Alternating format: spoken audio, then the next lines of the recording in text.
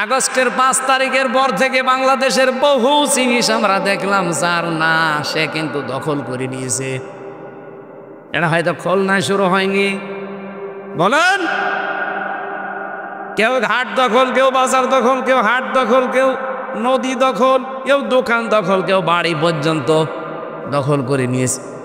আর এখন অনেক মানুষকে দেখলাম দখল করার সময় আবার আল্লাহর নাম নিয়ে শুরু করে বিসমিল্লাহ।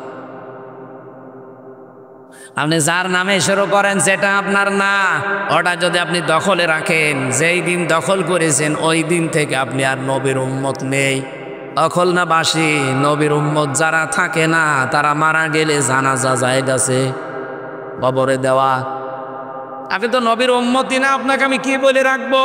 বিসমিল্লাহি ওয়া আলা মিল্লাতি রাসূলিল্লাহ তো বলা জায়েজ নেই, কারণ আপনি রাসূলের আদর্শ থেকে চলে গেছেন। এই জানে যার জিনিস যে নিয়েছেন যেটা আপনার না ওইটা ফেরত দেন।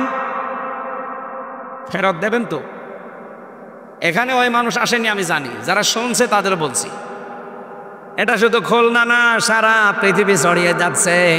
যে জিনিসের অধিকার আপনার নেই ওটা যদি নিজের দখলে নিয়ে নেন, যেভাবেই হোক, চাঁদাবাজি করে হোক, ছিনতাই করে হোক, ডাকাতি করে হোক, চুরি করে হোক, প্রতারণা করে হোক, যেভাবেই নিয়েছেন ওটা ফেরত দেওয়া লাগবে, নয়তো আপনি মারা গেলে আপনি নবীর উম্মত নেই।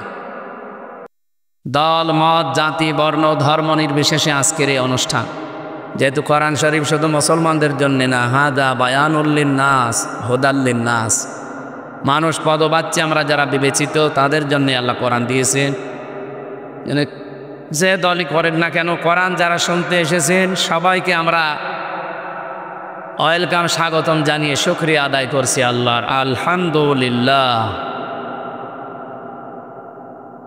আলাম নাশরাহ লাকা সাদরাকা ওয়া ওয়াদানা আনকা ওয়িজরাক আল্লাযী আনকাযা যাহরাক। আয়াতের তাফসিরে ফি জিলালিল কোরআন সাইয়্যিদ কুতুব রহমাতুল্লাহ আলাইহি উনি লিখেছেন, হে নবী আপনার ফিটকে বাঁকা করে রেখেছিল, এটা বোঝা, এটা পাথর, সেটাকে আমি আল্লাহকে সরিয়ে দেইনি। আমার মনে হয় আগস্টের 5 তারিখের পরে এই আয়াতটা আবার নতুন করে আরেকবার নাজিল হয়েছে। ১৫০০ বছর আগে একটা পাথর ছিল পৃথিবীর মানুষের উপরে, সেটা হচ্ছে IMA জাহিলিয়াতের পাথর। আর ২০০৯ থেকে এই যে ২৪ পর্যন্ত একটা পাথর ছিল, এটার নাম হচ্ছে আওয়ামী জাহিলিয়াতের পাথর। শব্দ দুইটা প্রায় কাছাকাছি না? IMA আর আওয়ামী, ওদের কাজও প্রায় সমান সমান। আমি IMA জাহিলিয়াতের ইতিহাস পড়েছিলাম, ওরা 14টা কাজ করেছিল, কিন্তু 15 নম্বর কাজটা ওদের ছিল না, আমাদের দেশে ছিল। ১৫০০ বছর আগে ওরা 14টা কাজ আঞ্জাম দিয়ে যদি IMA জাহিলিয়াতের যুগে বাস করে, আমরা তার চাইতে আরো কঠিন জায়গায় ছিলাম, কারণ আমরা 15টা কাজ করে ফেলেছিলাম। ওই জামানার ইতিহাস পড়লে আমরা দেখেছি কেউ বাড়ি থেকে চলে গেলে, তো ওই জামানার ইতিহাসগুলো পড়তে গিয়ে দেখলাম যারা বাড়ি থেকে চলে যেত, বাড়ির লোকজন যারা, তারা এই বিশ্বাস করতো যে আমার বাবা, আমার ভাই, আমার স্বামী, আমার ছেলে ফিরে আসবে। কিন্তু আমরা এমন একটা আওয়ামী জাহিলিয়াতের যুগে পদার্পণ করেছিলাম, বাড়ি থেকে কেউ চলে গেলে ও যে ফিরে আসবে গ্যারান্টি ছিল। বাড়ি থেকে চলে যাওয়া না, বাড়ি থেকে ধরে নিয়েছে, কোথায় যে রেখেছে। 10 বছর আয়না ঘরে ছিল, ব্যারিস্টার আরমান, কেউ জানেই না। আমার আজমি সাহেব 11 বছর ছিল, কেউ জানেই না। আমিও 10 দিন ছিলাম, কিন্তু মানুষ জানতো যে আমি আছি। তো ওরা এমন টর্চার করেছিল এই শরীরটার উপরে, মাথার চুল থেকে পায়ের তালু পর্যন্ত 1 ইঞ্চি ওরা জায়গা বাকি দেয়। এই খুলনার এক অফিসার পেয়েছিলাম, আছে নাম বললে আবার তো চাকরি চলে যাবে। এখন আসো, আমার মনে হয় 5 তারিখের পর থেকে আমার এই মোবাইল নাম্বার কোথায় পেয়েছে জানি না, কমপক্ষে 20 বার কল দিয়েছে। হুজুর কি, আর কিছু বলেনি। মানে টান দেখেই বুঝি যে খুব বিপদে আছে। আমি রিমান্ডে যেরকম বিপদে ছিলাম মাটির নিচে, ওরাও এরকম বিপদে আছে, খুব চুরি করে এদিক ওদিক করে আসে। যাই থাক, যদি ভালো হওয়ার নিয়ত থাকে যে ভালো হয়ে যাবে, আর যদি আবার আপার কথা মতো শয়তানি লাগে তাহলে তো সমস্যা। এজন্য আবেগে কেউ কান দেবেন না ভাই, বিবেকটা কাজে লাগাবেন। বহু মানুষ এখনো পর্যন্ত আমরা দেখছি আবেগে আছে, মনে করছে যেই আপা বলে যে চট করে আসতেছি এ তখন লাফায়। আপনি কি গোপালগঞ্জের দিকে একটু তাকাতে পারেন না? পাশেই তো, পেছনে কি লাল হয়েছিল দেখেছেন? ওই সময় শুনতাম গোপালগঞ্জ থেকে কেউ ঢাকায় গেলে বসে গেলে 300 টাকা, দাঁড়িয়ে গেলে 1000 টাকা। আমরা চাই না যে দেশে আর কারো পেছনে আবার ওরকম হয়ে যাক। কে কথা বলে না কেন? এত বড় বিশাল শিকড় যদি কেটে ফেলতে পারে দেশের জনগণ, আপনাদের যত বড় শিকড় থাকবে না। ফাবতি আদাবিরুল কওমিল্লাযিনা যালামু, সূরা আনআমের 45 নম্বর আয়াতের প্রথম অংশে আছে। আল্লাহ বলেন জালেমদের শিকড় কাটা হয়ে গেছে। কেটেছে কে? না না, আপনি আলেন কতিয়া, এটা মসুর, এর ফাইল জানা আছে? আপনি আন্দাজ বললেন কেন? কথা বলবেন না, যারা আলেম আছে তারা জবাব দেবেন। আল্লাহ বলেন জালেমদের শিকড় কাটা হয়ে গেছে। কেটেছে কে? আবার আল্লাহ বলেন এর ফাইলই তো জানা নেই, কর্তাকে কেউ জানে না। আপনি দেখেননি আগস্টের 5 তারিখের পরে এদেশে 630টা থানা, কম বেশি জালেমদের বাড়ি ঘর যেখানে ছিল ভেঙেছে কে কেউ জানে না, কিন্তু ভাঙা হয়েছে। আমার কুষ্টিয়ার হানিফ সাহেবের বাড়ি, আপনি আগস্টের 5 তারিখে বিকালবেলা যে দেখি পায়খানার ফ্যান পর্যন্ত খুলি নিয়েছে। কি গো, ভাঙলো কে কেউ জানে না। এমনকি এখানে আল্লামা সাঈদীর জীবনের 2টা স্বপ্ন শুধু পূরণ হয়নি, বাকি যত স্বপ্ন তিনি দেখেছিলেন আল্লাহ সবগুলো পূরণ করেছেন। সারা জীবন দোয়া করতেন, আল্লাহুম্মা ইন্নী আসআলুকা শাহাদাতান ফি সাবিলিক, এ আল্লাহ আমি তোমার রাস্তায় শাহাদতের মরণ চাই। আমি 3 বছর তার পাশের ছেলে ছিলাম, খালি মাঝখানে একটা দেওয়াল ছিল, উনি 1 নম্বরে আমি 4 নম্বরে। একদিন আল্লাহর এই বান্দার সাথে দেখা হয়েছিল 10 মিনিটের জন্য হাসপাতালে। মনে আমি যে বললাম যে হুজুর আমাকে চিনতে পারছে। কে? আমির হামজা, কুষ্টিয়া। প্রথমে উনি জিজ্ঞাসা করলেন যে আমার আব্দুল ওয়াহেদ ভাই কেমন আছে, জামাত ইসলামের যিনি এমপি ছিলেন কুষ্টিয়া জেলা আমির। মানে উনি নেই, উনি মারা গেছে। এরপরে আমারে বলছে হামজা, আলামি, জামার, তারেক মনোয়ার, এই 4-5 জনের নাম বলল। বলছে মাসুদ আর শামীম এসে তোমাদের নাম বলে। আমার 2টা কথা আমার ভালোভাবে এখনো মনে আছে। মাথায় হাত দিয়ে বললাম একটু দোয়া করে, যেহেতু 10 মিনিট পরে তো সিরিয়াল আমাদের। চট্টগ্রাম এবং খুলনায় যদি তুমি বের হয়ে যেতে পারো, জনতাকে জানাবা জীবনে কোনোদিন কোরআনের কথা বলতে আমি পিছপা হইনি। তোমাকেও বললাম যদি বের হতে পারো কোনোদিন কোরআনের কথা বলতে পিছপা হবা না। আমার মনে হচ্ছে হাতটা এখনো মাথায় লেগে আছে। তার জীবনের 2টা স্বপ্ন শুধু পূরণ হয়নি, তিনি বলেছিলেন চর্মচোখে আমি কোরআনের রাজ বাংলাদেশে কায়েম হয়েছে এটা যেন দেখে যেতে পারে। উনি পারেননি, পেরেছে। আর একটা স্বপ্ন ছিল এই ময়দানে উনি কিয়ামত পর্যন্ত শুয়ে থাকতে চেয়েছিলেন।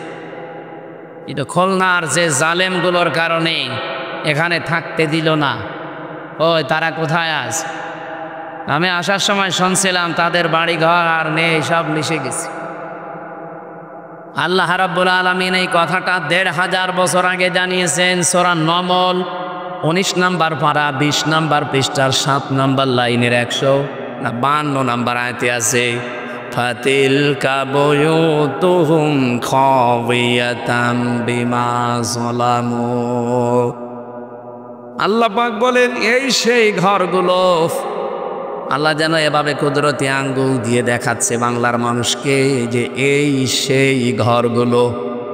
আল্লাহ বাইতুন দিতে পারতেন, বয়ুত দিলেন কেন? এটা তাফসিরে মাযহারিতে আছে। আল্লামা সানাউল্লাহ পানিপতি রহমতুল্লাহ আলাইহি ব্যাখ্যা করতে গিয়ে বাইতুনের বহুবচন বয়ুতের ব্যাখ্যায় দিয়েছেন। আল্লাহ যেন আঙ্গুল দিয়ে দুনিয়ার মানুষকে দেখাতে চায় যে এই সেই ঘর। যদিও লূত আলাইহিস সালামের জামানার কাহিনী এটা। কি করেছিলেন? খাওয়িয়াতাম বিমা যালামু, আল্লাহ বলেন জনশূন্য করে দিয়েছি, পরিত্যক্ত হয়ে আছে আজ এই জালেমদের জুলুমের কারণে। মুফাসসির লিখেছেন পৃথিবীর যেখানে জুলুম হয় ওই জায়গা পর্যন্ত আল্লাহর কাছে অভিশপ্ত হয়ে যায়। বাংলাদেশের যেখানে যেখানে জুলুম হয়েছিল আজ দেখেন জায়গাগুলো পর্যন্ত আজ পরিত্যক্ত। কি কথা বলছেন এখানে? কয়েকদিন আগে আমি কিশোরগঞ্জে ছিলাম, জেলা শহরের ওপরে জমজমাট অফিস। কিশোরগঞ্জ জেলায় বিশাল অফিস নিয়ে কারবার করত, সন্তান মানুষকে বিনা কারণে এখানে নিয়ে টর্চার করত। ওর মাটির নিচে পর্যন্ত টর্চার সেলও ছিল। আগস্টের 5 তারিখের পরে ঘরটা এমন অবস্থায় খবিয়াতান দেখে আসলাম, পুরা মিশে গেছে। এতটুকুই না, মানুষ এখন অনেকে দেখি পোশাক পায়খানা করছে। ড্রাইভারকে বললাম গাড়িতে একটু থামান, তাকিয়ে দেখি কেউ এদিকে কেউ এদিকে কেউ এদিকে, মুখ দিয়ে মনে হচ্ছে জামাতবদ্ধ টয়লেট চলছে। এমনি এগুলো আল্লাহ করেননি। খবিয়াতান বিমা চলামো, আল্লাহ পাক বলেন এগুলো আমি আল্লাহ একেবারে জনশূন্য পরিত্যক্ত করে দিয়েছি, ওজার গৃহ বানিয়ে দিয়েছি এদের জুলুমের কারণে। এ পর্যন্ত যদি আয়াত শেষ হয়ে যেত আমি আয়াতটা পড়তাম না, এর পরের অংশ আমাদের জন্যে। আল্লামা সাঈদের জীবনের শেষ আশাটা আপনারা পূরণ করতে দিলে কি হতো? আমি সে আজকে পিরোজপুরে যে কবর জিয়ারত করে আসলাম, অথচ এখানে থাকলে আমি এখানে এসে করতে পারতাম। বাংলাদেশ সহ বিশ্বের কত মানুষ কোরআনের মহব্বতে এসে অন্তত এই মাদ্রাসা দেখতে পারতো তার কবরের ওসিলায়। নেয়ামত আপনারা চিনতে পারেননি। লাইন শাকারতুম লাযিদান্নাকুম, যদি নিয়ামতের শুকরিয়া আদায় করো ওটা আবার বাড়িয়ে দেব। এই জন্য লামে তাকিদ নুনে সাকিলা, গ্যারান্টি দিয়ে আল্লাহ দিয়েছেন অবশ্যই আমি নিয়ামতের শুকরিয়া আদায় করলে বাড়িয়ে দেবই। আমার প্রশ্ন হচ্ছে, বিশ্ব নবীকে আল্লাহ পাঠালেন মক্কায়, অথচ কিয়ামত পর্যন্ত তিনি থাকবেন মদিনায়। মক্কার মানুষেরা বিশাল নিয়ামতের শুকরিয়া আদায় করে নাই। যারা শুকরিয়া আদায় করেছে আল্লাহ কিয়ামত পর্যন্ত তাদের কাছে রেখে দিয়েছে। যদিও উনি খুলনা বিভাগের সন্তান না, উনি বরিশাল বিভাগের সন্তান। খুলনা বিভাগের মানুষের জন্য যা করে গেছে এটা ভোলার মতো, ঋণ শোধ করার মতো। আমি গতকালকেও খুলনা বিভাগ ছিলাম বরিশালে, তার আগের দিনও বরিশালে। ওই সমস্ত জেলার চাইতে নিজেদের বিভাগ নিজেদের জেলার চাইতে তিনি আমাদের খুলনাবাসীর জন্য আরও বেশি কিছু করলেন। এতটুকু আশাই তো ছিল যে এখানে তিনি কিয়ামত পর্যন্ত ঘুমিয়ে থাকবেন, কেন দিলেন না? নিয়ামতের শুকরিয়া আদায় করলে আল্লাহ নিয়ামত বাড়িয়ে দেয়। যারা শুকরিয়া আদায় করেননি তাদের এই জুলুমের কারণে, এটা তার উপর একটা জুলুম ছিল, এই জুলুমের কারণে আজ আল্লাহ তাদেরকে পদে পদে শাস্তি দিচ্ছেন। এবার আমি যেহেতু পরের শব্দটা বলার জন্য আয়াতটা পড়েছি, এবার শোনেন। ইন্না ফি যালিকা লাআয়াতাল লিকাউমিন ইয়ালামুন। আল্লাহ প্রথমে ইন্না দিয়েছেন, মাঝখানে লামে তাকিদ দিয়েছেন। রব্বুল আলামিন দুইটা গ্যারান্টি দিয়ে জানাতে চেয়েছেন অবশ্যই অবশ্যই এর ভেতরে যারা জ্ঞানী তাদের জন্য শিক্ষা আছে। কি শিক্ষা আছে এখানে? জালেমদের এত বড় শিকড় আপনি টের পাননি তাই? ইউনিয়নের দারোয়ান থেকে শুরু করে একেবারে সাংসদ পর্যন্ত আপনি একেবারে প্রত্যেকটা জায়গায় দেখবেন থরে থরে জালেমদের স্তর সাজানো ছিল। আমার রিমান্ডে প্রায় 8 দল এসেছিল, সব থরে থরে সাজানো ওদের লোক। আমাকে ধরা থেকে একেবারে জামিন পর্যন্ত যারা, সব ওদের। আমার পক্ষে শুধু একটা উকিল ছিল, তা উকিলের কথা শুনলেও চলে না শুনলেও চলে। অথচ মামলার আয় ওদের, রিমান্ড যিনি চাইবে সে ওদের, বিচারক যিনি বসে আছে সে ওদের, যেখানে নিয়ে রিমান্ডে আয়না ঘরে নিয়ে নির্যাতন করবে তারাও ওদের। এই যে 8টা বিভাগে কাজ করে যারা, তারা একটার পরে একটা এসেছে, সবগুলো মনে হচ্ছে ওদের ধাঁচে তৈরি করা মাল। একেবারে খাপের খাপ বানিয়ে বানিয়ে পাঠিয়ে দিয়েছে। কতবার যে আল্লামা শহীদ দেলাওয়ার হোসাইন সাইদি রহমতুল্লাহ আলাইকে গালি দিয়েছে আমার সামনে। আমার মনে হয় কমপক্ষে 200 বার তো হবে। আরে ভাই, বিষয়টা তো আমার সাথে, আপনি আমারে প্রশ্ন করেন, ওনারে টেনে এনে গালি দেন কেন? জোরে গালি দিলে আপনার কষ্ট লাগবে, এটা কথা হলো। খুলনাবাসী, আমি এখান থেকে যে বিষয়টা বের করতে পেরেছি, জালেমদের এত বড় থরে থরে সাজানো শিকড় যদি কেটে ফেলা হয়ে যায়, এখন কোনো শিকড় জালেমদের আছে? আর দু একটা আছে যেগুলো ইঁদুরের গর্ত পাচ্ছে না। আল্লামা সাঈদীর ফাঁসির রায়ের দিন যিনি মিষ্টি দিয়েছিল কক্সবাজারে, এত মিষ্টি বিলেতন করেছিল ওই বাঁটটা জাফর, ওর নাম ছোট তো, মানুষ এলাকায় বাঁটি জাফর বলে ডাকে। ওরে কালকে ধরেছে, রিমান্ড নিয়েছে।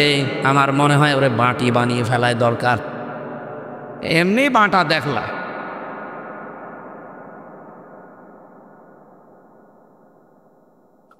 খুলনাবাসী, এবার আমার শিক্ষাটা বলি, রেকর্ড হচ্ছে তো, সারা বাংলাদেশে লাইভ চলছে, সবাইকে জানাই, জালেমদের এত শিকড় আল্লাহ কেটে ফেলে আমাদেরকে যেটা দিতে চান, এলামে তাকিদ দিয়ে ভালো করে শোনে। আগামীতে যারা আসবেন, চেয়ারে কারা আসবেন আমরা জানি না, যারা আসবেন এরাও যদি এরকম জালেমের মতো কিছু করেন, আল্লাহর কসম 5 বছর পরে আপনার বাড়ি ঘর শ্মশান হয়ে যাবে। এই জন্য এই ঠিক আছে, সময় কম তো, আমরা বেশি রাত করাবো না ভাই। এই জন্য সাধু সাবধান। বাংলাদেশের জরিপগুলো আপনি দেখতে পেয়েছেন আশা করছি। আগস্টের 5 তারিখের আগে আমি একটা জরিপ পেয়েছিলাম।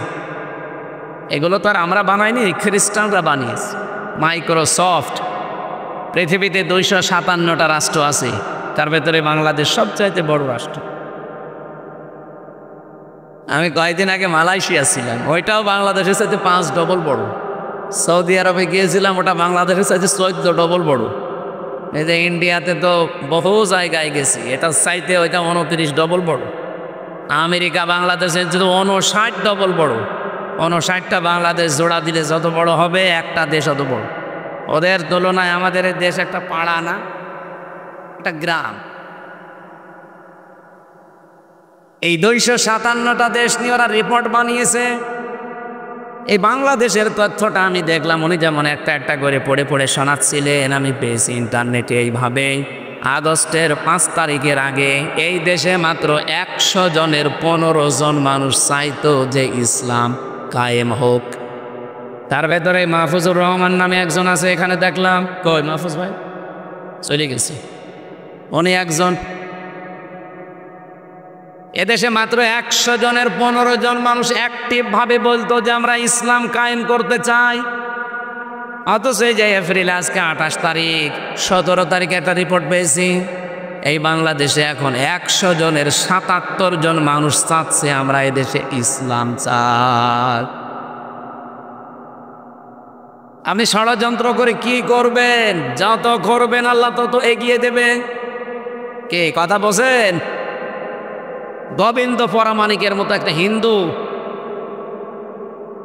এই লোকটা গত পরশুদিন লাইভ দিয়ে বলেছে এই দেশে ইসলাম যদি আসে, একটা দলের নামও বলেছে, আমি নাম নিলাম না, যদি এই দলটা আসে এই দেশে অন্য যারা আমরা বাস করি সবচাইতে বেশি নিরাপদে থাকতে পারি। আমার তেলাওয়াতকৃত আয়াতে কিছু কথা স্থান কাল পাত্র ভেদে আসবে, আমরা সেই দিকে এগিয়ে যাচ্ছি ইনশাআল্লাহ। যেহেতু সবার জন্য আল্লাহ রাব্বুল আলামিন কোরআনে কারিমকে উন্মুক্ত করে দিয়েছেন, এটা অন্যান্য ধর্মের মতো শুধু ঠাকুররা, শুধু পুরোহিতরা পড়বে না, এটা সবার জন্য। সেদিন যশোরে কলেজের এক অধ্যাপক পেয়েছিলাম, উনি বিসিএস ক্যাডার। ওনারে বললাম যে স্যার আপনার মুসলমান হওয়া লাগবে না, আমাদের ধর্মে যেহেতু বাড়াবাড়ি নেই, জবরদস্তি নেই, আপনাকে আমি জোর করি না। হ্যাঁ, জোর করলে আপনাকে আমি পিটিয়ে মুসলমান বানাতে পারতাম, কারণ এদেশে 92% মুসলমান, আর আপনারা মাত্র কয় ভাগ। যদি নিয়ম থাকতো ইসলামে তো আপনাকে পিটিয়ে মুসলমান বানাতাম। আপনার বিবেক আছে, আপনি বিবেক কাজে লাগান না। যেহেতু আমাদের ধর্মে এটা নেই, আপনাকে আমি আহ্বান জানাচ্ছি, আমাদের ধর্মীয় গ্রন্থ কোরআন, এটা আপনি শুধু বুঝে বুঝে পড়বেন। পুরাটা ইংরেজিতে পড়েন, বাংলায় পড়েন, যে কোনো ভাষায় আপনি তো ক্যাডার পড়েন। 3 মাস পরে দেখি লোকটা নিজেই মুসলমান হয়ে গেছে। তো এই জন্যে আমরা চাই আজকের এই অনুষ্ঠান, এটা কি শুধু মুসলমানদের জন্য হুজুর? না, এটা সবার জন্য। যারা এসেছেন সবাইকে নিয়ে আমি আরেকবার বলছি আলহামদুলিল্লাহ। দরুদ আর সালাম পাঠ করার মাধ্যমে আজকের তেলাওয়াতকৃত আয়াত সূরা মায়েদা 55-56 একটা আয়াতে তাফসির করবো ইনশাআল্লাহ। আল্লাহ যেন আমাকে তাফসির করার তৌফিক দেন। জবান খোলে কোরআনের এই আয়াত থেকে কিছু নেওয়ার জন্যে, আমল করার জন্যে পড়েন আউযু বিল্লাহি মিনাশ শাইতানির রাজিম বিসমিল্লাহির রহমানির রহিম ইন্নামা ওয়ালিয়্যুকুমুল্লাহু ওয়া রাসূলুহু ওয়াল্লাযীনা আমানু ইলা আখির আয়াত। কোন সূরা পড়লাম জানো? মায়েদা। জোরে বলেন কি? মায়েদা মানে দস্তরখানা, খাবারের প্লেট। আল্লাহ এই নামকরণ দিয়ে আমি তাফসিরে বেজিয়ে বোঝাতে চেয়েছেন, ফি জিলালিল কোরআনে পাবেন। এই বিশ্বাস যেন আমাদের ভেতরে বদ্ধমূল হয় যে খাবারের চিন্তা আমাদের না, খাবারের চিন্তা কার? না ভারতের। ওরা তো আমাদেরকে ভয় দেখিয়েছিল না, যে না খাইয়ে মারব। মনে হচ্ছে যে ওদেরকে আমরা বিশ্বাস করে বসে আছি যে আপনারাই আমাদের সব কিছু খাওয়া। কয়েকজন বলতেছিল এ কথা যে এদেরকে আমরা কিছু না দিলে না খেয়ে মারা যাবে। অলরেডি আমরা দেখেছি ওদের বর্ডার এলাকাগুলোতে ওদের পেঁয়াজ আলু পচে পচে নষ্ট হয়ে যাচ্ছিল। আপনারা যতই চাপাবাজি করেন, বুবু আর এখন নেই, বুবুর জন্য আপনারা চাপাবাজি করতে, বুবুই তো আপনাদের কাছে। সুতরাং চাপাবাজি করে আর এই দেশের মানুষকে দাবিয়ে রাখা যাবে না। এখন আমাদের ব্যবসা চলছে তুরস্কের সাথে, চীনের সাথে, পাকিস্তানের সাথে, সৌদি আরবের সাথে। আপনি দেখেন এমন একটা প্রতিবেশী এরা, তাম পৃথিবীতে এখন দুইটা জাতি নিকৃষ্ট, একটা ইহুদি আর একটা এই মুশরিকরা।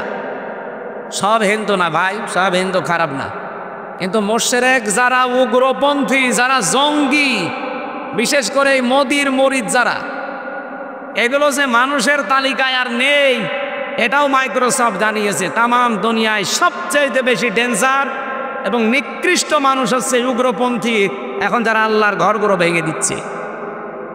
ওই শয়তানরা আজকেও আল্লাহর একটা ঘর ভেঙেছে, দেখেছেন না? 12:30টার দিকে আজকেও একটা ঘর ভাঙছিল।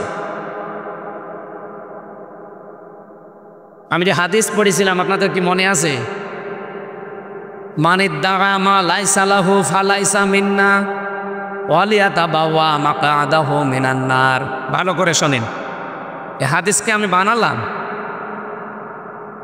হাদিসের বাংলা হচ্ছে, কোন ব্যক্তি যদি এমন জিনিসের দাবি করে যে জিনিসের প্রকৃত মালিক সে নয়। আমি আবার বলছি, মানিদ্দাগা মা লাইসা লাহু, কোন ব্যক্তি যদি এমন জিনিসের দাবি করে যে জিনিসের প্রকৃত মালিক সে না, ফালাইসা মিন্না, 1 নম্বরে তার শাস্তি হচ্ছে সে আমার দলভুক্ত না। ওই দিন থেকে সে নবীর উম্মত থেকে বের হয়ে গেল।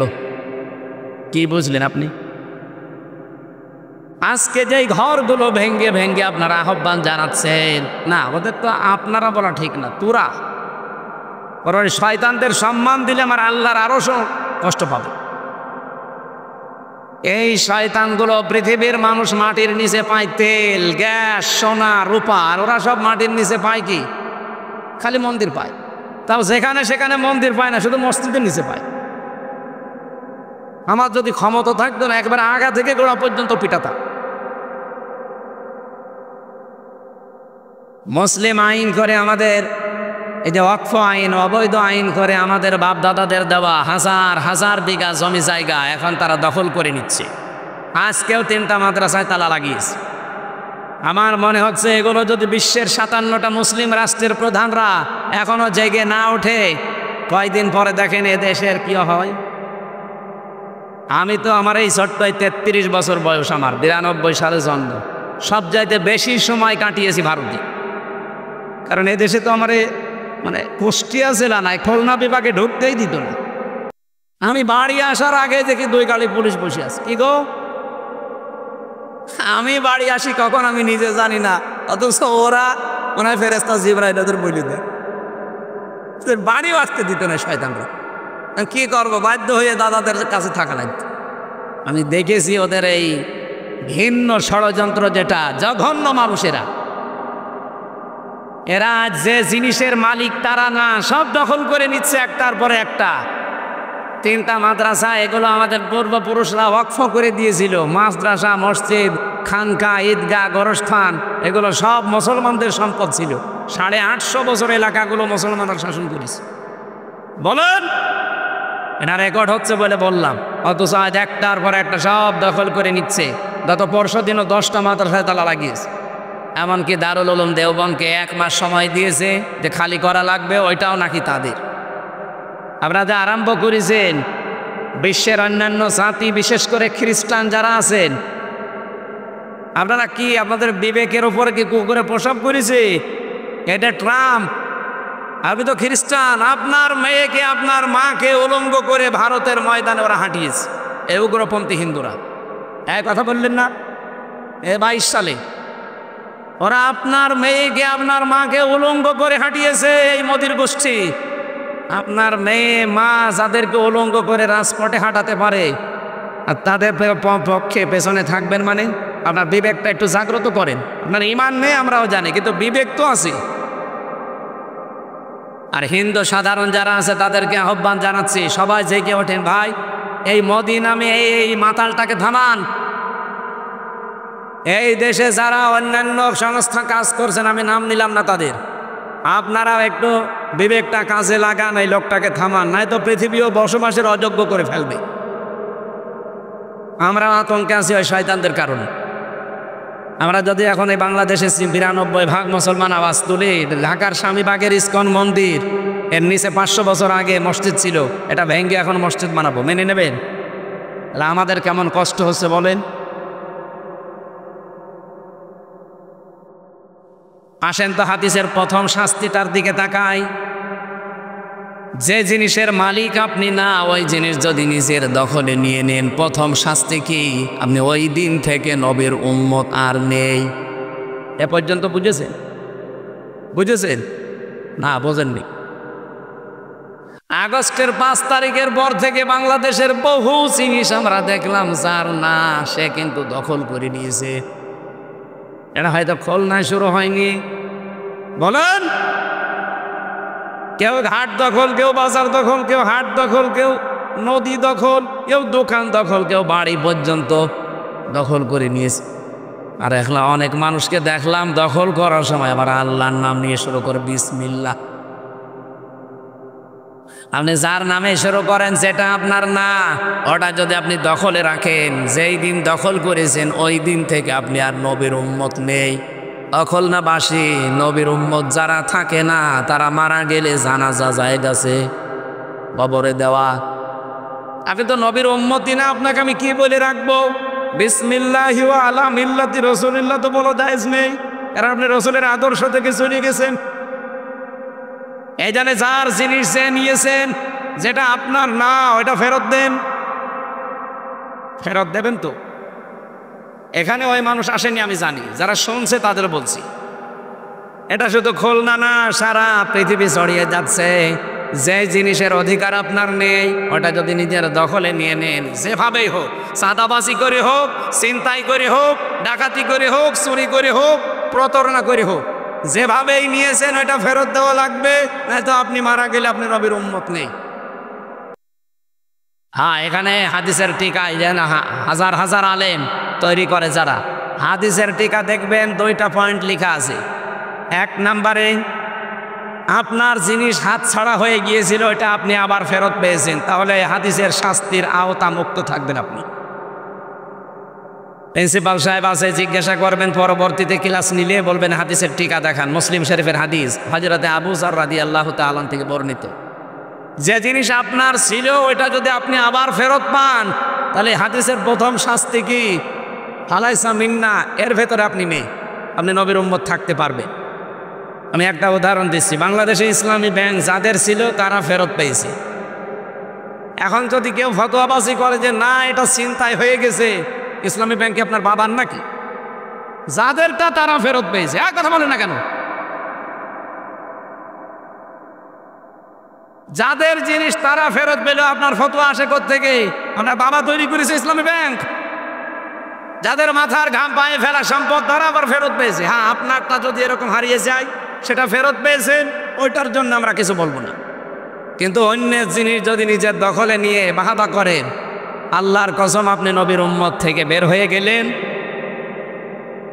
আর আপনার জন্য জানাজা দিয়ে আর কবর দিয়ে আমি মিথ্যা কথা বলতে যাব কোন কারণে? যে বিসমিল্লাহি ওয়া আলা মিল্লাতি রাসূলিল্লাহ, আপনি তো রাসূলের মিল্লাতেই নেই। 2 নাম্বার শাস্তিটা আরো কঠিন, এটা না বলি, এটা আমাদের জন্য না। ওয়ালিয়াতা বাবা মাকাদাহু মিনান নার, সে যেন জাহান্নামে একটা নিজের স্থান তৈরি করে নিল। আজ ইসরায়েল ওদেরকে 1940 সালে থাকতে দিয়েছিল, এই যে রোহিঙ্গাদের যেমন থাকতে দিয়েছি, ফিলিস্তিনের মুসলমানরা দয়া করে ইমানের কারণে তাদের থাকতে দিয়েছিল। তাদের গায়ে কোনো কাপড় নেই, পায়ে কোনো স্যান্ডেল নেই, খালি গায়ে খালি পায়ে ঘুরে বেড়াচ্ছিল তামাম দুনিয়া, কেউ নেই। ওরা মানবতার খাতিরে থাকতে দিল, আর শয়তানরা এখন তাদেরকে উচ্ছেদ করছে। সুতরাং যে জিনিস যার ছিল না সে যদি দখল করে নেয়, ওর প্রথম শাস্তি সে নবীর উম্মতে নেই, দ্বিতীয় শাস্তি সে জাহান্নামে নিজের স্থান একটা তৈরি করে নিয়েছে। বলেন নাউজুবিল্লাহ। আমার কথা ছিল মায়েদা মানে দস্তরখানা, খাবারের পেট, খাজানসি। আল্লাহ আমাদেরকে এই নামকরণ দিয়ে বোঝাতে চেয়েছেন, আমার বান্দা বান্দি, খাবার নিয়ে কোনো টেনশন তোমার দরকার নেই। তুমি দুনিয়ায় যাওয়ার 50,000 বছর আগে কতটুকু খাবে, কতটুকু পড়বে, এটা আমি লিখে পাঠিয়েছি। সুতরাং যেটা নিয়ে চিন্তা করা দরকার ওইটা কি? বলেন বলেন, ঈমান। এইটা নিয়ে চিন্তা করা দরকার। আল্লাহ যেন শুরু করেছেন, ইন্নামা ওয়ালিয়ুকুমুল্লাহু ওয়া রাসূলুহু ওয়াল্লাযীনা আমানু। অবশ্যই এই যে মা শব্দটা ইন্নার পরে যদি যোগ হয়, যারা আরবি গ্রামার পড়ে পড়ায়, বালাগাত মান থেকে প্রায় 13টা কায়দা লেখা আছে এই মা দিয়ে। আমি আলেমদের জন্য বলছি, বাংলা অর্থ দাঁড়াবে ইন্নার পরে মা আসলে কেবলমাত্র, শুধুমাত্র, একমাত্র। আল্লাহ বলতে চেয়েছেন একমাত্র, শুধুমাত্র, কেবলমাত্র এই পৃথিবীতে তোমাদের অভিভাবক, তোমাদের বন্ধু, 3টা মানুষের নাম, 3টা জিনিসের নাম আমরা এখানে পেয়েছি। তোমাদের একমাত্র কেবলমাত্র বন্ধু হবে কে? আমি আল্লাহ। আরো জোরে বলেন। 2 নম্বরে রাসূলুহু, তোমাদের বন্ধু হবে রাসূলুল্লাহ। 3 নম্বরে আল্লাযীনা আমানু, তোমাদের ভেতরে যারা ঈমানদার, এই মানুষগুলো তোমাদের বন্ধু হবে। এখন ঈমানদার তো বাংলাদেশে অভাব নেই, যেহেতু 92% আমরা মুসলমান দাবি করি। তাহাইরি তো ঈমানদার দাবি করছে, কথা বলছেন এটা। অথচ শিরিকের যত কাজ কারবার তার দিয়ে আরম্ভ হয়। এই যে জিকির থেকে আরম্ভ করেন আপনি, জিকির একটা ইবাদত, এখানে শিরিক ঢুকিয়েছে তারা। আল্লামা সাঈদী সারা জীবন আপনি দেখেছিলেন, উনি জিকিরের আলোচনা করলেই বলতেন 4টা শব্দ জিকিরের। আলেমদেরকেও জিজ্ঞাসা করেন, সুবহানাল্লাহ, আলহামদুলিল্লাহ, লা ইলাহা ইল্লাল্লাহ, আল্লাহু আকবার, এর বাইরে জিকিরের শব্দ নেই। যদি থাকে ওগুলো দোয়া দরুদ। অথচ কত দরবার থেকে আজ জিকিরের আওয়াজ আসতেছে, ইয়ালি বাবা, কেল্লা বাবা, ফতে বাবা, শালি বাবা। এগুলো কি এই 4টার ভেতরে আছে? বলেন। এই জিকিরগুলো যারা আবিষ্কার করছেন, ওয়াযারুল্লাযীনা ইলহিদুনা ফি আসমাই, যারা আল্লাহর নামকে ইলহাদ করে। ইলহাদ মানে পরিবর্ধন করে দেয় এবং আল্লাহর নাম পাল্টিয়ে ফেলে। এই মানুষগুলোর সাথে তোমরা ডাকবা না। এটা রেকর্ড হওয়ার কারণে সামাম পৃথিবীর মানুষকে বলছি, এই 4টার বাইরে জিকির করবেন না। কালকে আমি চরমোনার ময়দানে ছিলাম প্রায় 2 ঘন্টা, সরসিনার ময়দানে ছিলাম প্রায় 2 ঘন্টা, এনএস কামিল মাদ্রাসায় গিয়েছিলাম, পুরাটা দেখলাম সারাদিন। কালকে ওইগুলো করেছি। আহ্বান জানাচ্ছি আপনাদেরকে, আপনি চরমোনায় যান, আটরশি যান, সরসিনায় যান, এনএস কামিল মাদ্রাসায় যান, আর দারুল কোরআন সিদ্দিকিয়া খুলনায় আসেন, চট্টগ্রামের বাইতুল শরফে যান, যেখানে যান এই 4টা শব্দের বাইরে যদি জিকির দেয়, ওই দরবারে আর যাবেন না। এই কথা বলেন না কেন? কত মানুষ কিন্তু উলট পালট জিকির বানিয়েছে, কত শব্দ দিয়ে তাদেরকে 50টা বছর আল্লাহর বান্দা বুঝিয়েছে, এরপরও তারা মানতে রাজি না। কারণ এগুলো মেনে নিলে বাপ দাদার বানানো ব্যবসা আর থাকে না। আল্লাহ যে ইলেফাইদোনা ফি আসমাই দিলেন, খেয়াল করেছেন একটা আল্লাহর নামকে আপনি অর্ধেক করেও ডাকতে পারবেন না। কেউ যদি বলে সুবহান সুবহান, না আপনার জিকির হয়নি, সুবহান আল্লাহ বলা লাগবে। আলহামদ হবে না, আলহামদুলিল্লাহ বলা লাগবে। এক কথা বলছেন এখন আল্লাহু আল্লাহু না, আল্লাহু আকবার বলা লাগবে।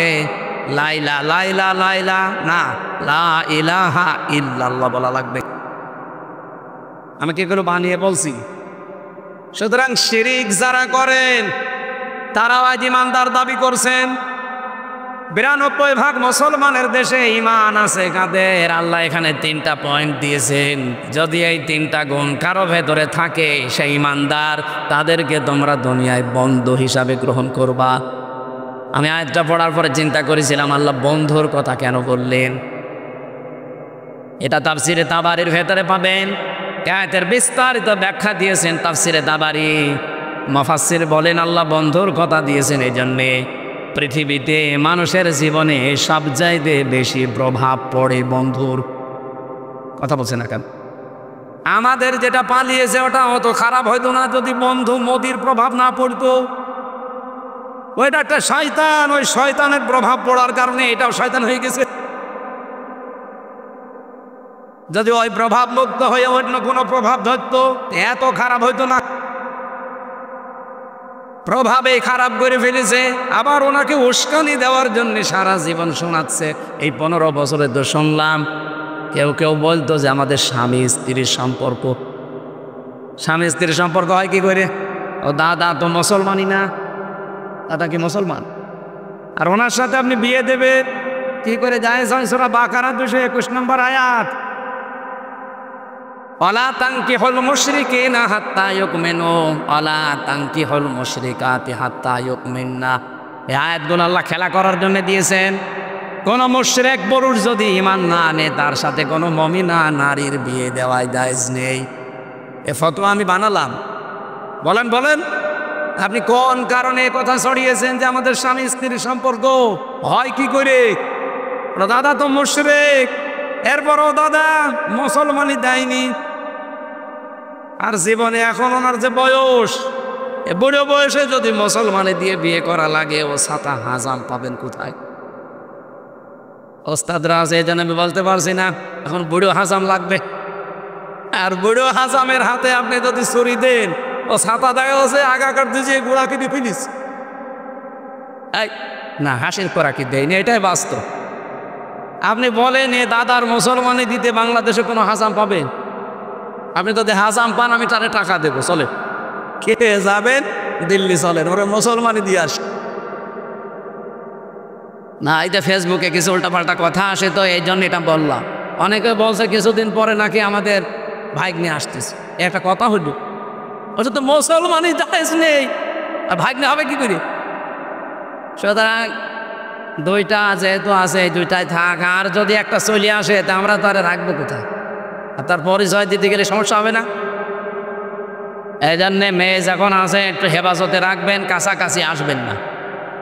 এই কথা বলছেন না কেন? কারণ ওদের তো চরিত্রে ঠিক নেই। ও দাদার চরিত্র আছে, আপনি দাদার জীবনী পড়ে দেখেন, দাদার বউ নেই। এই জন্য একটা গান শুনছিলাম, মোদির বউ নেই না, ওইটা বলার দরকার। এই আমাদের মেয়ে নয়, আমাদের রেকর্ড হচ্ছে তো খারাপ ভাব, ওরটা বলেন, অসুবিধা নেই। সম্মানিত ভাইরা, বন্ধুর প্রভাব মানুষের জীবনে অনেক বেশি। আয়াতের তাফসিরে ফেরাউনের জীবনী নিয়ে এসেছে। ফেরাউন পুরাটা জীবন আমি পড়লাম, এত খারাপ না। ওকে খারাপ করার পেছনে কারণ হচ্ছে ওর বন্ধু হামান টাক। এ সারা জীবন ফুসলিয়েছে। ও কিন্তু ওই গোরস্থানের দারোয়ান ছিল, এখান থেকে পর্যন্ত খোদা পর্যন্ত দাবি করিয়েছে।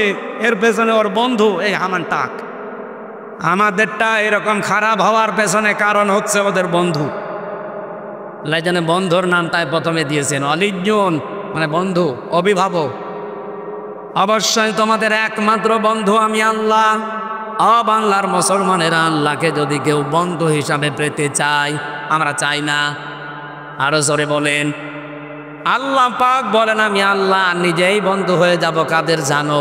ইন আল্লাহু ওয়ালিয়ুল্লাযীনা আমানু। সূরা বাকারার 257 নম্বর আয়াতের প্রথম অংশে আছে যারা ঈমান আনবে আমি আল্লাহ নিজেই তাদের বন্ধু হয়ে যাব। এখন প্রশ্ন আমাদের, ঈমান তো আমি এনেছি না, ঈমান আপনি দাবি করলেই হবে না, ঈমান আপনার ভেতরে আছে কি না এটার জন্য আপনাকে পরীক্ষা দেওয়া লাগবে। সাহাবী প্রশ্ন করলেন, হে নবী আমার যে ঈমান আছে আমি কিভাবে টের পাবো? বিশ্বনবী বলেন, ইদা সাররাতকা হাসানাতুকা ওয়া সাআতকা সাজ্জিআতুকা ফাআনতা মুমিন। যখন তোমার ভালো কাজগুলো তোমাকে আনন্দ দেবে আর অন্যায় কাজ দেখলেই ভেতর থেকে তোমার একটা বাধা আসবে, তখন বুঝবে তোমার ঈমান আছে। এই 54 বছর না, শুধু 15 বছরের দিকে তাকান। বাংলাদেশে বহু ভালো কাজ অনেকের কাছে ভালো লাগে নাই। কথা বলেন। এখানে আমি শুনলাম যে 19 জন শিক্ষক শিক্ষিকা এখনো পর্যন্ত বেতন পায় না। সারে গামা পড়ায় তারে বেতন দিতে কোনো বাধা নেই, আর আল্লাহর কোরআন পড়াচ্ছে তাদের বিনা বেতনে। এটা যে অন্যায়, অনেকে অন্যায় জানার পরেও অন্যায় মনে করে না। আমার বিবেকে এখন বাধা দিচ্ছে যেন এটা ঠিক হচ্ছে না। বাংলাদেশে মাদ্রাসা শিক্ষা বোর্ডের যিনি সিনিয়র সচিব, আমার কুষ্টিয়ায় বাড়ি, পরশুদিন আমার কাছে কল দিয়েছিল। ওনার শ্বশুর বাড়ি সাতক্ষীরা, একটা মাহফিল নিয়েছে। আমি মনে হয় এই বিষয়টা যে ওনার কাছে তুলে ধরবো আজকে। দারুল কোরআন সিদ্দিকিয়া কামিল মাদ্রাসা, যেহেতু উনি মাদ্রাসা শিক্ষা বোর্ডের সিনিয়র সচিব, এখন কুষ্টিয়ায় বাড়ি, আমার জেলার সন্তান। আশা করছি কথা স্যার আমার রাখবে। শুধু এইটা মিলে না, আরও আমি এই আল্লামা সাঈদী ফাউন্ডেশনের যে মাদ্রাসা ওখানেও ছিলাম, ওইটার জন্যও কথা নাকি কালকে বলেছি, ওইটার জন্য কথা তুলবো। এই যতগুলো প্রতিষ্ঠান বিশেষ করে কোরআন শিক্ষায়, হাদিস শিক্ষার জন্যে এই মানুষগুলো বেতন পাবে না, এটা একটা অন্যায় না? অন্যায় দেখেও এই 15 বছরে কারোর কাছে অন্যায় মনে হয়নি। আমার তো ভেতর থেকে একটা বাধা আসতেছে এখন কথা শোনার পর থেকে, আর আপনার 15 বছরেও বাধা আসে নাই। যার ভালো কাজ দেখলে আনন্দ লাগে না, অন্যায় দেখলে যার কাছে খারাপ লাগে না, ভেতর থেকে বাধা হয় না, সে বুঝবেন তার ঈমান নেই, তার নতুন করে এখন ঈমান আনা লাগবে। সুতরাং ঈমান যারা আমরা এনেছি এই 2টা পয়েন্ট সামনে রেখে বলেন, আমাদের ঈমান আছে? না না, আন্দাজে দাবি করেন কেন? এখন ঈমান যদি আপনার আমার এসেই থাকে ভেতরে, আল্লাহ বলেন আমি আমার বন্ধু হয়ে গেছে তারা, তাদের জন্য আমার কাজ আছে। এবার একটু সমস্যা হবে আপনাদের, আমি জানি একটার ব্যাখ্যা করলে কিছু মানুষ একটু উসবিস করে। আমি কি বানিয়ে বলবো ভাই? আলেমরা আছে না, দেখছে না? আল্লাহু ওয়ালিয়ুকুম আল্লাহু ওয়ালিয়ুল্লাযীনা আমানু, আমি আল্লাহ তাদের বন্ধু হয়ে গেছি যারা ঈমান এনেছে। এখন আল্লাহ যেহেতু ঈমানদারদের বন্ধু, আল্লাহ কি করবে বন্ধুর জন্যে? ইখরিজুহুম মিনাজ যুলুমাতি ইলান নূর, তিনি অন্ধকার থেকে বের করে আলোর দিকে নিয়ে আসবে। আর আপনাদের কাছে ওয়াজ করা কি খুলনাবাসী সারা জীবন আল্লামা সাঈদী বলতেন, অন্ধকার মানে মানুষের তৈরি করা আইন, আর আলো মানে কোরআন। এই বাংলাদেশে যারা মানুষের তৈরি করা আইন প্রতিষ্ঠার জন্য কাজ করছেন, কোরআনের আলো কোরআনের আইনের পেছনে যারা সময় ব্যয় করেন না, সম্পদ ব্যয় করেন না, আপনার মেধা যোগ্যতা ব্যয় করেন না, আল্লাহ আপনাকে এখনো বন্ধু হিসাবে মানে নাই। আপনি যদি আল্লাহর বন্ধু হয়ে যেতেন, আল্লাহ একটা কাজ করত কি? অন্ধকার থেকে আপনাকে বের করে আলোর দিকে নিয়ে আসতো। বাংলাদেশ জামাত ইসলামের যে দাওয়াতি মিশন চলছে, 30 তারিখ পর্যন্ত শুনলাম বাড়িয়েছে। হাজার হাজার মানুষ আজ যারা মানুষের তৈরি করা আইনের পেছনে কাজ করত, তারা এখন আল্লাহর তৈরি করা আইন প্রতিষ্ঠায় দলে যোগ দিচ্ছে। তারা যারা বিশ্বাস করে আল্লাহ তাদেরকে বন্ধু হিসাবে মেনে নিয়েছে, তাদের ঈমানটা এতদিন যা ছিল নামে, এখন যে ঈমান হচ্ছে এটা কামে।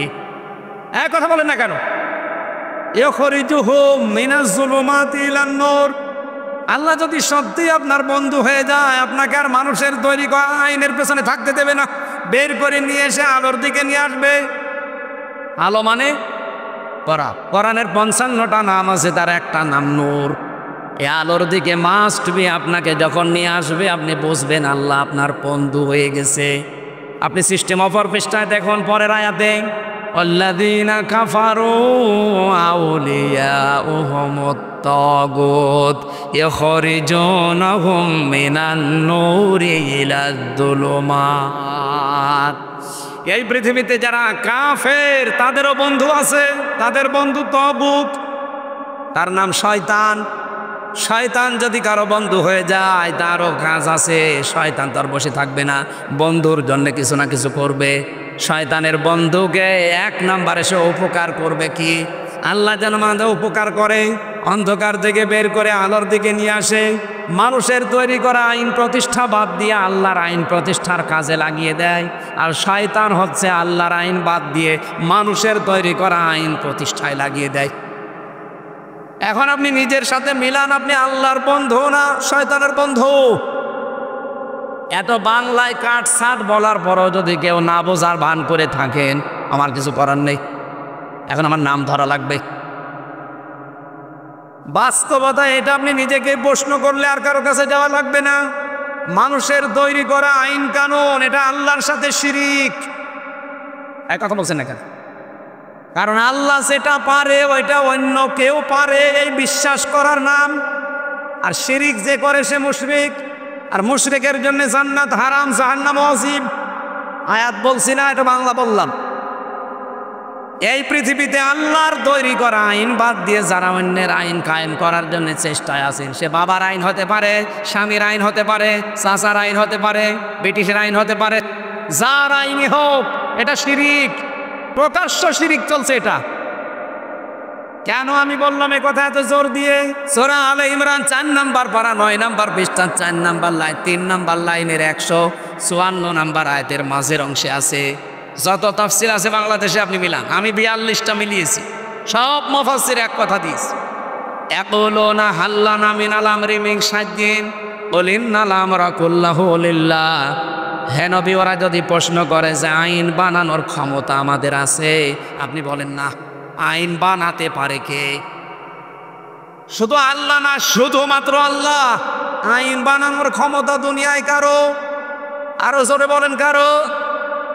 সুতরাং আল্লাহর আইনের সাথে অন্যের আইন কায়েমের জন্য যারা চেষ্টা করছেন, আপনি নামাজ পড়তে পারেন, রোজা রাখতে পারেন, হজ করে আসতে পারেন, দাড়ি রাখতে পারেন, আপনি কিন্তু মুশরিক। এর চাইতে বাংলায় আর কি বলা যায় বলেন, আপনি বলেন। এরপরেও যদি কেউ না বোঝেন, এদিকে আসেন। বৃষ্টি হচ্ছে না? বৃষ্টি হতে না? আমি আশা করছি আপনি কথা বুঝেছেন এবং যারা শুনছে তারাও বুঝেছে। এরপরে যদি কেউ না আসতে চায়, আমা তাওফিক ইল্লা বিল্লাহ। কি আলাইহি তাওয়াক্কালতু ওয়া ইলাইহি উনীব। আমার আর কোনো ক্ষমতা নেই। আমার হাতে যদি লাঠি থাকতো দারোগা পুলিশের মতো আপনাকে পিটিয়ে আমি আয়াত মানাতাম। আমার ভাইরা, আমি আশা করব এবং বিশ্বাস করব যারা শুনতে পাচ্ছেন তারা বিবেকটা কাজে লাগিয়ে মেনে নেবেন। আল্লাহ যেটা পারে ওইটা অন্য কেউ, আরো জোরে বলেন, অন্য কেউ। সন্তান দিতে পারে কে? অন্য কেউ। আমাদের এই ইদ্রিস আলী সাহেব পারে। সেদিন আমার বগুড়াতে এক লোক এসে বলছে, হুজুর আপেল পড়ে দেন। আমি সূরা ফাতিহা পড়ে ফু দিলাম। আমার কানের কাছে মুখ নিয়ে বলছো, হুজুর এমন আপেল পড়বেন যেন ছেলে হয়। আপেল ফেলে দিলাম। হ্যাঁ, আপেল কই? ফেলে দিস কেন? কেন মানে আপেল পড়ে যদি ছেলে হওয়ার ক্ষমতা আমার থাকতো? আরে ভাই, আপনাকে আমি বলেছি চা নিয়ে আসতে, কিছু লাগবে না। আমি কি মুরব্বী মানুষ যে আমার এটা ওইটা খাওয়া লাগবে? কিছু লাগবে না, যারা লাগে তাদের দিক। আর এখানে আসেন কেন? এখানে আসা লাগবে না ভাই, বসে থাক। আমার শরীরের উপরে টর্চার না গেলে আগের ওই যে 19 সাল 20 সালের মতো যদি থাকতাম না, শয়তান আমার মনে হয় এই জন্যে টর্চার করিস বেশি। একেবারে শরীরটা ধ্বংস করে দিস। আমার ভাইরা, ওনারে বললাম যদি আমার ক্ষমতা থাকতো যে আপেল পড়িয়ে দিলেই ছেলে হয়তো আমার ম্যাডামের 3টা ছেলে মেয়ে হইতো না। আমার ম্যাডামের 3 মেয়ে। কি বিশ্বাস নিয়ে মানুষ আছে দেখেন তো, কত মাজারে, কত কবরে, কত হুজুরের কাছে মানুষ এই নিয়তে যাচ্ছে যে কিছু করিয়ে দিলে মনে হয় ছেলে হবে মেয়ে হবে। বলেন তো আসল ছেলে মেয়ে দেওয়ার মালিক কে? এটা যেন অন্য কেউ পারে বিশ্বাস আপনি না করেন। যদি করেন, নারী হোক আর পুরুষ হোক, সে মুশরিক। হ্যাঁ, কথা বলেন না কেন? এই জন্য আল্লাহর আইন বাদ দিয়ে অন্যের আইন যারা কায়েমের চেষ্টায় আছেন, ভাই সাফ কথা, বাংলা কথা, আপনি আর ইমানদার নেই, আপনি মুশরিক হয়ে গেছেন। আশা করছি আপনি এখন ফিরে আসবেন, না আসলে আপনার কপালের দোষ, আমাদের দোষ না, কোরআনেরও দোষ না। 2 নম্বরে রাসূল হো, তোমাদের রাসূল হবে বন্ধু। রাসূলকে আপনি বন্ধু হিসাবে পেতে চাইলে 3 দফা কর্মসূচি হাতে নেওয়া লাগবে। এই পৃথিবীতে বিশ্বনবী মুহাম্মদুর রাসূলুল্লাহর ভীষণ এবং মিশন ছিল 3টা। পড়া কোরআন পড়ি আমি এই 3টা পেয়েছি। 1 নম্বরে তিনি তাওহীদ প্রতিষ্ঠার জন্য এসেছিলেন। 2 নম্বরে মানব অধিকার প্রতিষ্ঠার জন্য এসেছিলেন। 3 নম্বরে দ্বীন প্রতিষ্ঠার জন্য এসেছিলেন। কোরআনে কারিমে এই যে তাওহীদ প্রতিষ্ঠার জন্য ঐক্যবদ্ধ হওয়ার জন্য আহ্বান জানানো হচ্ছে সারা দেশে। বিভিন্ন আলেম ওলামা, ইসলামী সংগঠনগুলো এই ডাকি আজ দিচ্ছে যে ঐক্যবদ্ধ হন, এক হন। এটা সিস্টেম কি হবে, কয়টা পদ্ধতি সামনে নিয়ে এগিয়ে যাওয়া লাগবে? সূরা আলে ইমরান 64 নম্বর আয়াতে আমার আল্লাহ 1500 বছর আগে এই তথ্যগুলো দিয়ে রেখেছেন। জায়েজ মানুষকে ঐক্যবদ্ধ হওয়ার জন্য এই 3টা মূল নীতিতে এগিয়ে যাওয়া লাগবে। বলে ইয়া আহলাল কিতাবে তাআলাউ ইলা কালিমাতিন সাওয়াইন বাইনানা ওয়া বাইনাকুম। বৃষ্টি পড়ছে না, এটা এইভাবে চালানো যাবে? না, হ্যাঁ, আবেগ দিয়ে চলে না হবে।